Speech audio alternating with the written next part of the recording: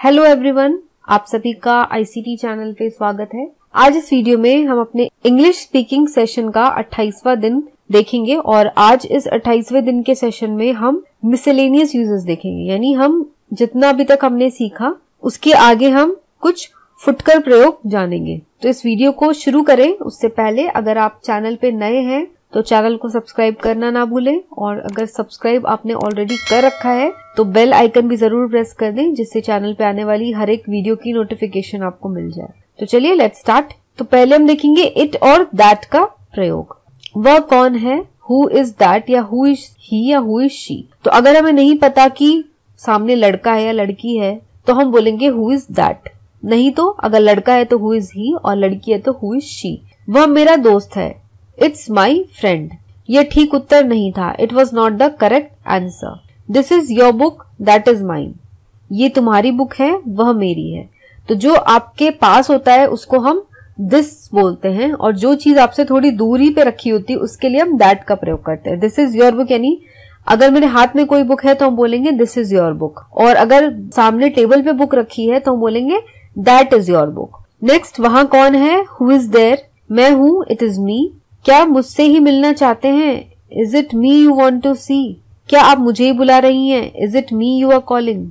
अपने जीवन का यह सबसे बड़ा खुशी का दिन था, it was the happiest day of her life. इससे कोई फर्क नहीं पड़ता, it doesn't make any difference. इससे मुझे फर्क नहीं पड़ता, it doesn't matter to me. 4 बजे हैं, इट्स 4 o'clock। तो यहाँ पे जब हम टाइम के बारे में जब हम बात करते हैं तो हम इट का यूज करते हैं, जैसे it is 4 o'clock, it is 5 o'clock, it is morning, it is evening. और इट ज्यादातर यूज होता है या तो हम किसी जानवर के लिए भी अगर हम बात करते हैं तो भी हम इट का यूज करते हैं, जैसे इट इज अ डॉग, या फिर छोटे बच्चे के लिए अगर हम बोलते हैं it is a baby, it is a boy, तो हम इट का यूज करते हैं। नेक्स्ट है, अब क्या आप मुझे एक पेन या पेंसिल देंगे, will you please give me either a pen और अ पेंसिल। पेन या पेंसिल, यानी अगर आपके पास दोनों में से कोई एक है तो वो मुझे दे दे। अगर आपको ऐसे बोलना है तो हम आइदर और का यूज करते हैं। आइदर और ये जो है हमेशा साथ साथ यूज होता है सेंटेंस में, आइदर अ पेन और अ पेंसिल। वैसे ही नाइदर के साथ, अब नेक्स्ट सेंटेंस आप ये वाला देखो, ये न तो अध्यापिका है न ही छात्रा है। She is neither a teacher nor a student. तो नाइदर के साथ हम हमेशा नॉर यूज करते हैं। तो जब आइदर होगा तो और होगा, और नाइदर जब भी यूज होगा तो नॉर होगा। दोनों उत्तर ठीक है, both the answers are correct. दोनों कैदियों में से कोई अपराधी नहीं है, none of the prisoners is guilty. और अगर हमें बताना हो किसी को कि इन दोनों में से कोई भी नहीं है या इन दोनों में से कुछ भी नहीं है तो हम यूज करते हैं नन का, यानी इनमें से कोई भी नहीं। कक्षा में बहुत से लड़के हैं, there are many a number of students in the class, यानी many students in the class. Rajni और मीनाक्षी दोनों को मेहनत करनी चाहिए, both Rajni and Meenakshi should work hard. दोनों का मतलब होता है बोथ। मेरी कमीज सफेद है, तुम्हारी कमीज भी सफेद है। My shirt is white, your shirt is white too. तो टू हम यूज करते हैं जब हमें बोलना है तुम्हारी कमीज भी सफेद है, यानी your shirt is also white या your shirt is white too. मेरा कोट काला नहीं है, तुम्हारा कोट भी काला नहीं है। My coat is not black, your coat is not black either. तो देखो ये दूसरा तरीका लिखने का। तो अगर हम बोलते हैं मेरा कमीज सफेद है, तुम्हारी कमीज भी सफेद है, तो पॉजिटिव है, यानी तुम्हारी भी सफेद है, मेरी भी सफेद है। तो हमने यहाँ पे यूज किया TOO का।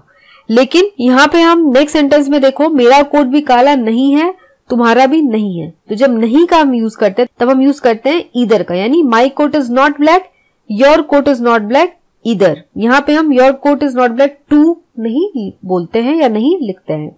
नेक्स्ट, यहाँ के दृश्य सुंदर हैं, the scenery here is nice, beautiful, lovely, कुछ भी लिख सकते हैं। मैंने इस पुस्तक को 2/3 पढ़ लिया है, I have finished 2/3 of this book. 2/3 यानी 2/3, 1/3, 1/4, हाफ। मजिस्ट्रेट ने उसकी गिरफ्तारी का आदेश दिया, मजिस्ट्रेट ऑर्डर्ड हिज अरेस्ट। गिरफ्तारी का आदेश दिया का मतलब होता है ऑर्डर्ड, इसको इंग्लिश में हम लिखते हैं ऑर्डर्ड हिज अरेस्ट। जब मैं मुंबई जाऊंगा तो उससे मिलूंगा, I will see him when I go to Mumbai.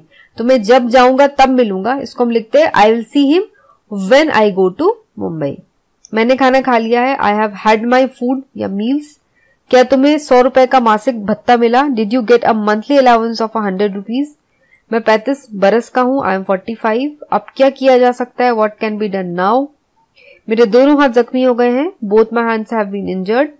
मैंने चित्रकला छोड़ दिया, I have given up painting. अब यहाँ पे कुछ याद रखने की बातें हैं। रिमेम्बर, सर्वनाम यानी प्रोनाउन इट का कई प्रकार से प्रयोग किया जाता है। तो इट का कहाँ कहाँ प्रयोग किया जाता है?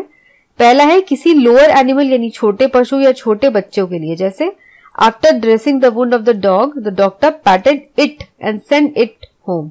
तो छोटे पशु के लिए या छोटे बच्चों के लिए इट का यूज किया जाता है। As soon as the child saw its mother, it jumped towards her। तो जैसे ही बच्चे ने अपने माँ को देखा वो उसके तरफ लपक पड़ा। तो यहाँ पे इट हमने यूज किया चाइल्ड के लिए। यहाँ पे ही जम्प टुवर्ड्स हर या शी जम्प टुवर्ड्स हर हमने नहीं बोला, क्योंकि चाइल्ड का मतलब होता है लड़का भी हो सकता है छोटा बच्चा, या छोटी लड़की भी हो सकती है। तो इसलिए हमें पता नहीं है कि लड़का या लड़की है चाइल्ड का यूज करने से, इसलिए हमने यहाँ पे इट का प्रयोग किया है।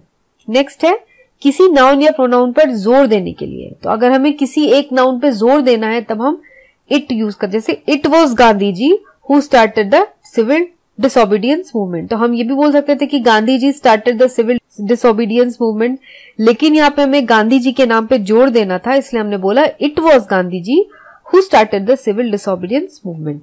तीसरा है मौसम के बारे में बात करने के लिए। It is hot, it is cold, अगर सर्दी है, इट इज रेनिंग आउटसाइड। जब हम मौसम की बात करते हैं तब भी हम इट का यूज करते हैं, जैसे it is hot, it is cold. Next है ऑब्जेक्ट के रूप में। Children find it difficult to sit quietly. बच्चों के लिए चुपचाप बैठना कठिन है। तो जब हम किसी ऑब्जेक्ट यानी किसी चीज के रूप में इट का यूज करते हैं।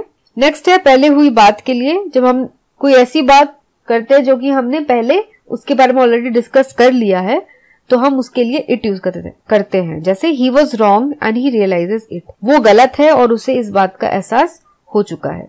इस वाक्य में इट का प्रयोग ही वॉज रॉन्ग के लिए किया गया है। तो आज का सेशन यहीं पे खत्म होता है। तो आई होप कि आपको आज की वीडियो पसंद आई हो। अगर आज की वीडियो पसंद आई तो जाते जाते लाइक बटन को जरूर दबाएं और इस वीडियो को अपने फ्रेंड्स के साथ भी जरूर शेयर करें। तो मैं मिलूंगी आपको अगले सेशन में, यानी 29th डे, 29वें दिन के सेशन में। तब तक के लिए take care of yourself and have a nice day.